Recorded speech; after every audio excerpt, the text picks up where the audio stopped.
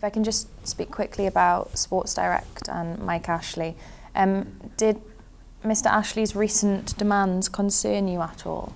Not at all. I think so far, if I look at what Mike Ashley and/or Sports Direct have done, it's not completely dissimilar to what I might do if I was in their shoes. I think they've got a relationship with Rangers which they obviously value. They understand, I think, that there's issues between themselves and the club as to whether that's fair value to the club. I think they understand that unless the club is satisfied and unless the club can reassure the fans are not going to go and buy kit at the level they used to do unless they feel sufficient proceeds are going back into the club.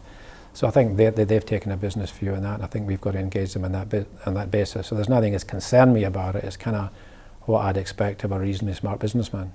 Are you looking to pay back the £5 million loan in the short term, or have you not looked at that yet? No, we haven't looked at that yet. To me, it's very, very difficult to look at the £5 million loan in isolation. I don't see it as being a loan in isolation. I see the £5 million loan as being very directly linked into a number of other transactions. And my view is we've got to take a holistic view on the whole Sports Direct relationship and then make our decisions. And it's something that I'm hoping to be better informed over the next couple of days. In fact, I'm meeting with the legal team tomorrow to go through. I've done my own kind of independent assessment of that, but away from the board.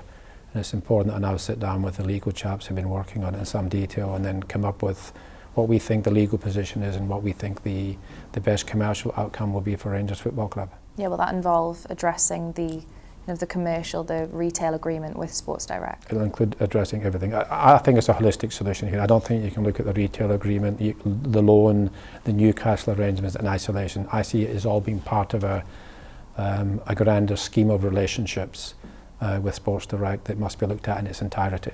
One of Mr. Ashley's points was that the club's no longer on a market. You were seeking to join a market. Is that something that's ongoing? Yeah, I had meetings yesterday. I think there's a strong interest. I think there are listed markets that see Rangers as being a very valuable addition to them. I think there's a very, very definite interest, and I had very successful and encouraging meetings yesterday in London before coming up to Glasgow. So I'm certainly very, very confident for those shareholders that would prefer to see their shares traded in a listed market that we will come up with a solution sooner rather than later.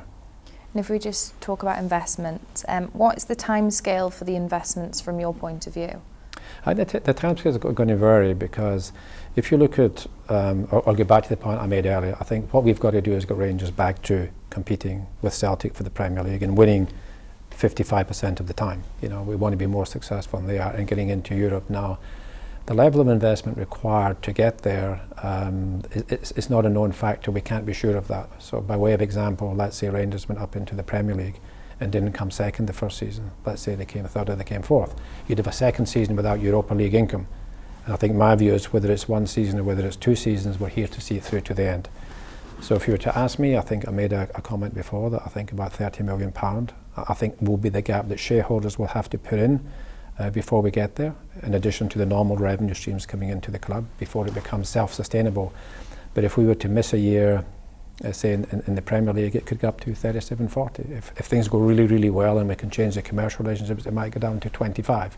But I would say it's certainly tens of millions, and it's not a finite amount of money. If Rangers don't do it in year 2 or 3, we're not going to stop. We're going to go for year 4.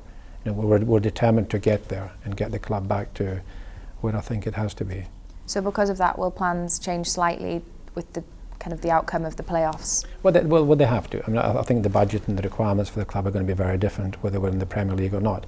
Certainly the income level changes, the quality of the opposition changes. So one way or another, I think we're going to have to be very, very fluid in terms of the quantum of investment, the timing of the investment. So for example, let's say the club was in the Championship next year.